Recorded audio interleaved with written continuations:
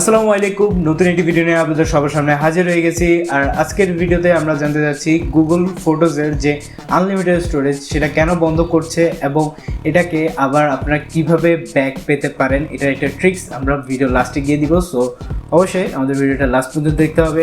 So চলুন শুরু করি আজকের ভিডিও। পুরো ভিডিও থাকছে আমি Fahim from Scope Tech. Let's get start the video.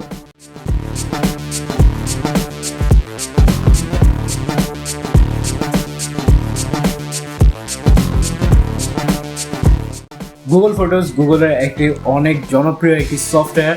আর এটার নাম শুনলে সবার মাথায় একটা জিনিসই আছে, unlimited photos and videos backup. Google সবসময় কিন্তু তাদের সকল অ্যাকাউন্টের জন্য কিন্তু 15 জিবি করে ফ্রি স্টোরেজ দেয়।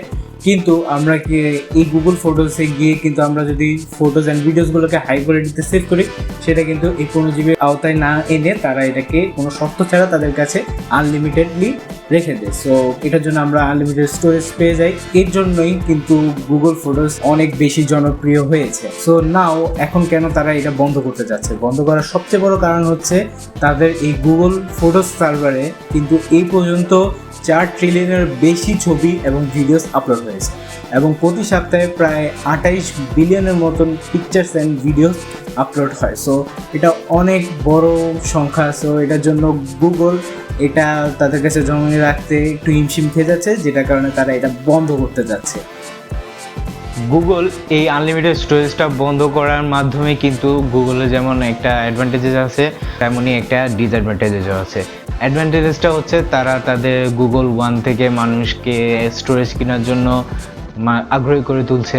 আপনি চাইলে কিনতে পারেন গুগল ওয়ান থেকে 100 জিবি থেকে শুরু করে 2 টেরাবাইট পর্যন্ত স্টোরেজ আপনি বাড়িয়ে নিতে পারেন ইচ্ছা করলে আর কি। 100 জিবি কিন্তু জাস্ট আপনারা খুব সুলভ মূল্যে 150 টাকা পার মান্থে দিতে পারেন, বা এটাকে আপনার বাৎসরিক টাকা মানে পুরো 1 বছরের টাকা একসাথেও পে করতে পারেন।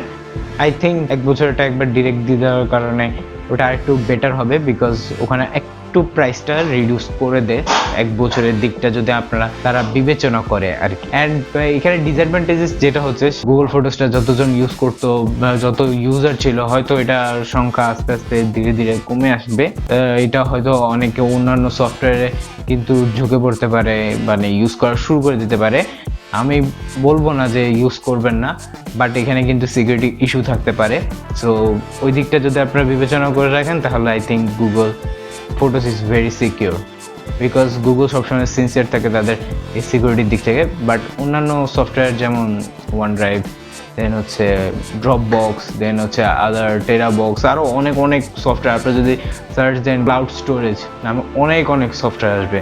বাট ওগুলোতে কিন্তু আপনারা এত সিকিউরিটি পাবেন না যতটা আপনারা সিকিউরিটি পাচ্ছেন কিন্তু এই গুগল ফটোসে। গুগল ফটোস কিন্তু আপনার অনেক বছর ধরে আছে। সো অবশ্যই সিকিউরিটির দিক থেকে তারা এনশিওর করে রাখবে যে তারা অনেক বেশি সিকিউর। বাট অনেকেই চাবে না যে এটা কিনা। বাট এখানে কিন্তু আরেকটা ট্রিক্স আছে, যদি আমি ট্রিক্সটা আপনাদের বলে দিই, আপনারা কিন্তু ওটা ইউজ করার মাধ্যমে আবার আনলিমিটেড স্টোরেজটা ব্যাক পেয়ে যাবে। এখানে আরেকটা ইম্পর্টেন্ট জিনিস আপনাদেরকে বলে রাখি, যদি আপনার কাছে কোনো পিক্সেল ফোন থাকে, গুগলের 1 থেকে 5 এর মধ্যে যে কোনো একটা ফোন থাকলে সেই ফোনের জন্য আনলিমিটেড স্টোরেজটা তারা উন্মুক্ত করে রেখেছে। সো ইউজ করতে পারেন, কোনো সমস্যা নেই পিক্সেল ইউজারদের জন্য। বাট অন্যান্য ইউজারদের জন্য একটু সমস্যা দাঁড়িয়েছে।